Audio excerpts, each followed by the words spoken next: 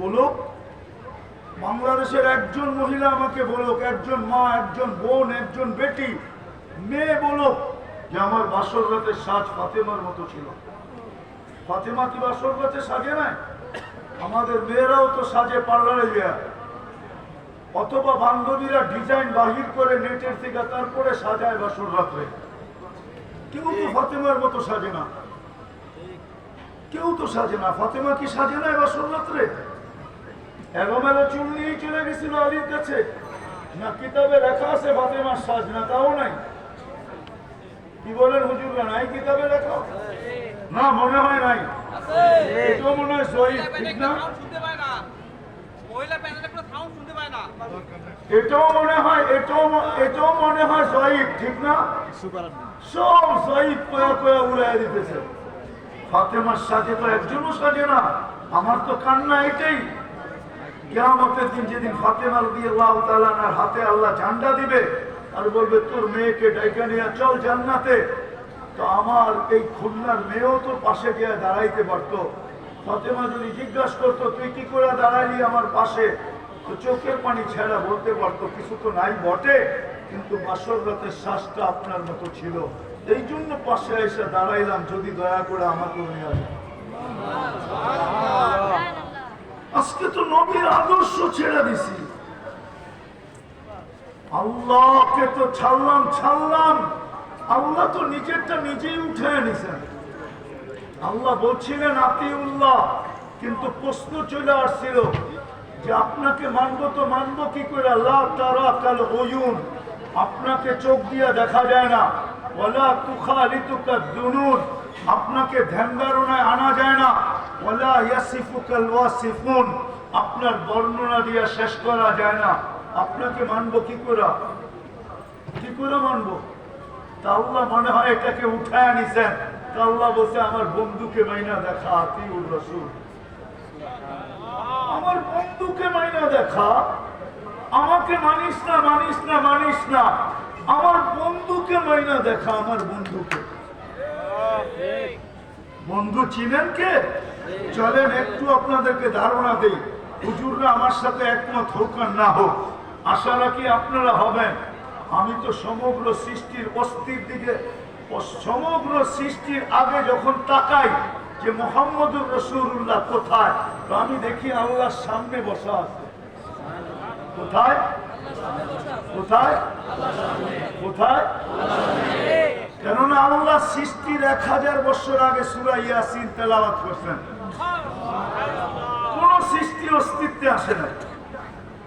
আল্লাহর বন্ধুর নাম ধরে ডাক দিয়েছেন ইয়াসিন, ইয়াসিন। আমাদের নবীজির 10টা নাম রাখছেন আল্লাহ। তারপরে আল্লাহ কসম খাইছে আল কুরআনিল হাকিম। উম্মত তো এখন কোরআনও চিনে না। উম্মত এখন কি চিনে না? কোরআন চিনে? কোরআনও তো চিনি না। যে উম্মতকে আল্লাহ কোরআন দিলেন, আমি তুর পাহাড় যখন দেখতে গেছি তখন আমার মনে উঠছিল যে এইখানেই তো মুসা আলাইহিস সালাম কথা বলতেন, কিন্তু তারপরে জবাবও মনের ভিতরে আল্লাহ ঢাইলা দিছেন যে কথা বললে আর কতক্ষণই বলতেন, কথা বলার লিমিট ছিল। তুর পাহাড়ে আসার সময় নির্ধারিত ছিল, আসলেই জুতা খুলতে হতো, আসলেই কি অনেক শর্ত শরায়েত ছিল। কিন্তু আল্লাহ তো নিজের কালাম আমাদেরকে দিয়া দিছেন, শুধু নাপাক না হইলেই হয়েছে, উজু ছাড়াও পড়া যায়, মুখস্থ না যায় না? 24 ঘন্টা পড়া যায়? হ্যাঁ, আল্লাহ বলে 24 ঘন্টা তুই পড়তে থাক, আমি তোর সাথে কথা বলতে থাকবো। ওই কোরআনও তো আজকে উম্মত চিনে না, কোরআনের তো ইজ্জত রাখে নাই। বলেন একজন যারা কোরআন পড়তে জানি না, যে ডেলি সকাল বিকাল আমি 2 বার কোরআনটাকে হাতে নেই, পড়তে জানি না, তাতে কি আসে যায়? আমি হাতে নেই, আর একটা চুমা দেই, আর একটু বুকে লাগাই, আর একটু চোখে রাখি, আর একটু মাথায় ছুঁয়া বলি আল্লাহ, পড়তে তো পারি না, তাতে কি আসে যায়? মহব্বত তো করতে পারি। এই কথাটাও তো সারা বছরে একবার বলে না, বলক যারা কোরআন পড়তে জানে না, ওরা বলক সারা বছরে কোরআন একবার উঠায় চুমা দেয় কিনা? অথচ তো এই লোকটাই পাওয়া যাবে ডাক্তারের কাছে 3 ঘন্টা বসে আছে সিরিয়াল দিয়া। অথচ কোরআনটা যদি বুকে চাপ দিয়ে ধরতো আর এরকম চাপ দিয়ে ধরে বলতো, মালিক শুনছি এটার ভিতরে নাকি শেফা রাখা আছে। এক জায়গায় তো বলেন নাই, একাধিক জায়গায় তো বলছেন, 6 থেকে 7 জায়গায় তো বলছেন এটার ভিতরে শেফা রাখা আছে। ও মালিক, তোর কালাম শেফা দিয়ে করবে তো করবে কি? আমি না তোর শ্রেষ্ঠ বান্দা, তুই না শ্রেষ্ঠ সৃষ্টি, আমাকে না তুই কুদরতি হাত দিয়া বানাইছিস, আমাকে না শ্রেষ্ঠত্বের মুকুট পড়াইছিস, আমাকে না মুসলমানের ঘরে নির্বাচিত করছিস, আমাকে না বাছাইকৃত করে উম্মতে মুহাম্মদী বানাইছিস। সর্বশেষ বলি, আমাকে না তুই নিজের জন্য নির্বাচিত করছিস, আমরা আল্লাহর জন্য নির্বাচিত, আল্লাহর জন্য।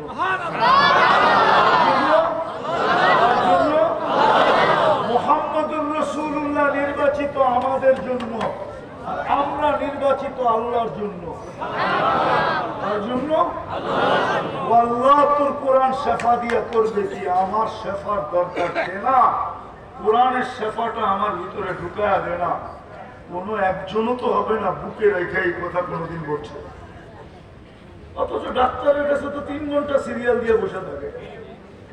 সিরিয়াল যে রেখে ওরে চুপে মুটের ভিতরে 100 টাকা দিয়ে বলে আমারটা একটু আগায় দিস, আমার কাজ আছে। করেন না? না করেন না? আরে করেন না? 50 টাকা 10 টাকা 20 টাকা দেন না?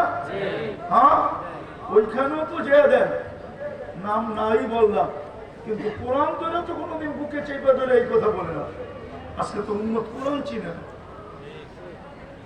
তো কোরআন তেলাওয়াত করার পরে আল্লাহ বলছিলেন, ইয়াসিন তেলাওয়াত করার পরে, বন্ধু কোরআনে কারীমের কসম, ইন্নাকা লামিনাল মুরসালিন। আমার কথা যদি না মানেন তাহলে মানতে হবে আল্লাহ গ্রামারে ভুল করছে। আল্লাহ বলতেছে ইন্নাকা লামিনাল, ইন্নাকা কাকে বলা চলে? কাকে বলা চলে? যে সামনে বসা উপস্থিত। সত্য তো? নাইলে মানতে হবে আল্লাহ গ্রামারে ভুল করছেন, আউযুবিল্লাহ। তাইলে আমি সমগ্র সৃষ্টির আগে যদি দেখি তো দেখি মুহাম্মদুর রাসূলুল্লাহ সাল্লাল্লাহু আলাইহি ওয়াসাল্লাম আল্লাহর সামনে বসা। দুনিয়াতে পা রাখার পরে যদি দেখি তো কোরআন আমাকে বলে কাবা কাউসাইনি আও আদনা সুম্মা দানা ফাতাদাল্লা ফাআওহা ইলা আবদিহি মা আওহা। দুনিয়াতে পা রাখার পরে যদি আমি মুহাম্মদুর রাসূলুল্লাহকে দেখি তো কোরআন আমাকে বলে ওই সময় সামনে বসা ছিল, এখন আল্লাহর পাশে বসা আছে। ওই মুহাম্মদুর রাসূলুল্লাহর ইজ্জত আমরা রাখি নাই, ইজ্জত রাখি নাই। আমরা আগাছা হব না, কে হবে? হুজুররা তো ভাবতেছে আমরা তো ইজ্জত রাখছি। এটা উম্মত, এটা কোনো ব্যক্তি না, এটা উম্মত। এটা কি? এটা কি? উম্মত। কালকে এই চেহারাটা কি করে হাউজে কাউসারের পাশে গিয়ে দাঁড়াবেন আর কি করে বলবেন হাউজে কাউসার? যদি বলে দিল সুহকান সুহকান লিমান গাইয়ারা বাদি, যা যা সর, সারা জীবন চুল কাটছিস অন্যের স্টাইলে, বিয়ে অন্যের মতো, সাজগোজ অন্যের মতো, সমস্ত অনুষ্ঠান অন্যের মতো, সবকিছু বাদেই দিলাম। জমিনে পা রাখতে দেরি, আমি তো তোমাদেরকে মেসেজ দিয়ে আসতে দেরি করি নাই। আল্লাহর রাসূল জমিনে পা রাখতে দেরি, চাদরে রাখতে দেরি, সেজদা করতে দেরি করেন নাই। আমাদেরকে মেসেজ দিছেন, সেজদা করেন নাই। যাওয়ার সময় চিৎকার দিছেন আসসালাহ। 50 ওয়াক্ত ছিল, 5 ওয়াক্ত কমায়া নিয়ে আসতেন। সোয়াব জায়গাটা জায়গায় রাখছেন, 5 পড়বে 50 সোয়াব পাবে। কষ্ট কমায়া দিছেন, সোয়াব তার জায়গায় রেখা দিছেন, বরং তার চেয়েও বাড়ায়া দিছেন।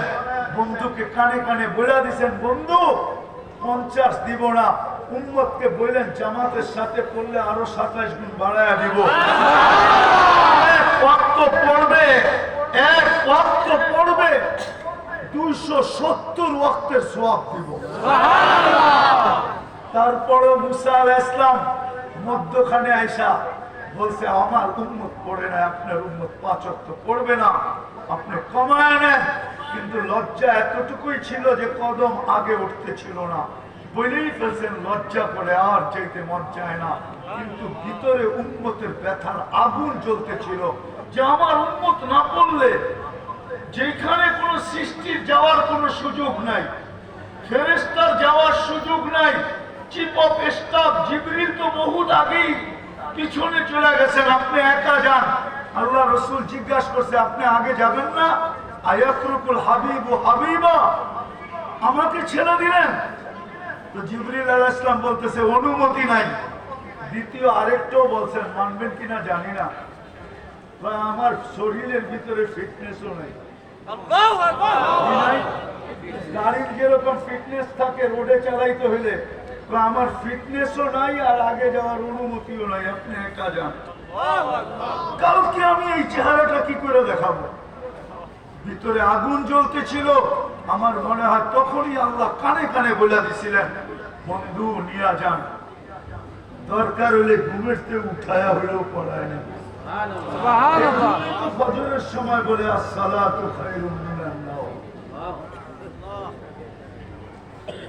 উম্মত আজকে শূন্যতা না, শুধু আগাছায় পরিণত, শুধু রসুলের ইজ্জত না রাখার কারণে।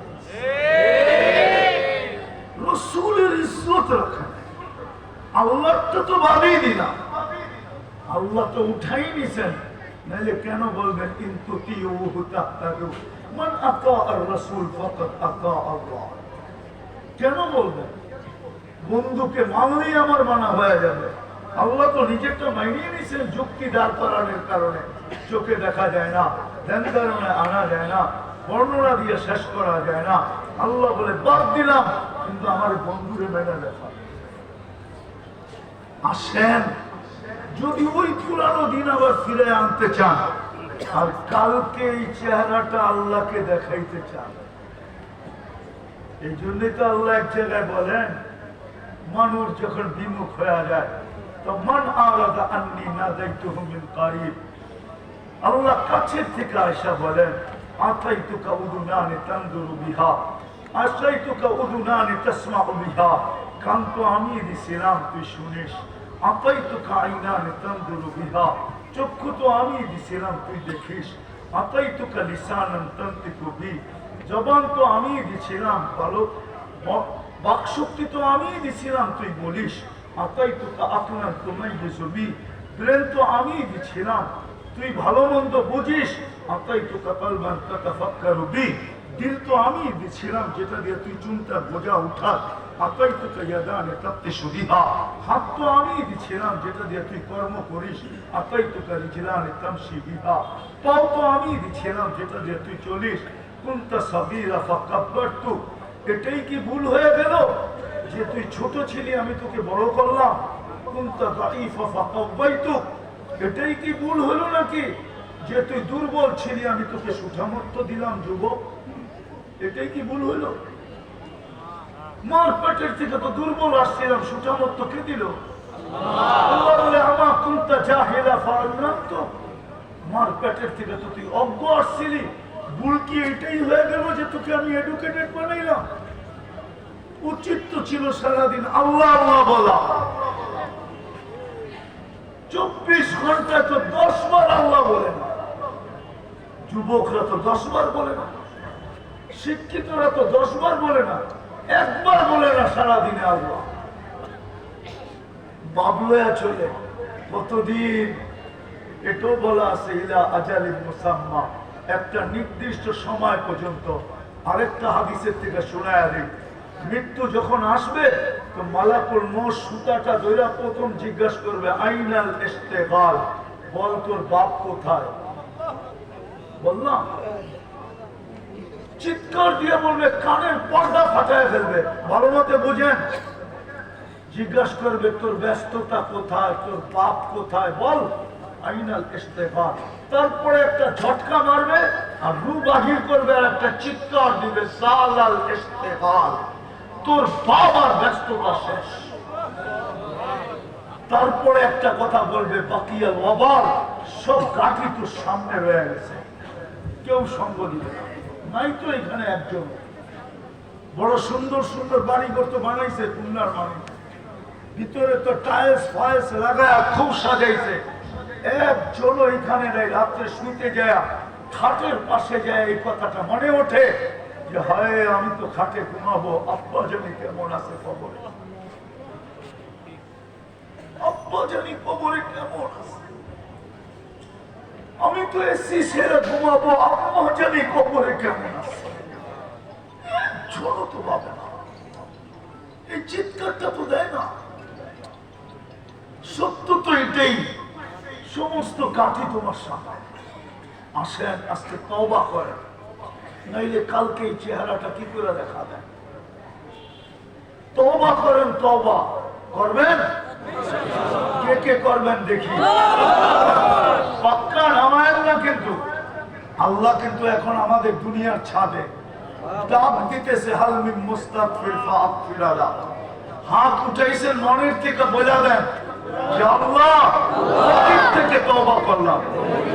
বলেন বলেন বলেন, আল্লাহ অতীত থেকে তওবা করলাম, আপনি আমাদের তওবা কবুল করেন, আমাদের গুনাহ মাফ করে দেন। আমি মা বোনদেরকে বলতেছি যেন তওবা করে। মামা যদি মনের থেকে করে থাকেন, রব্বে কাবার কসম গুনাহ মাফ।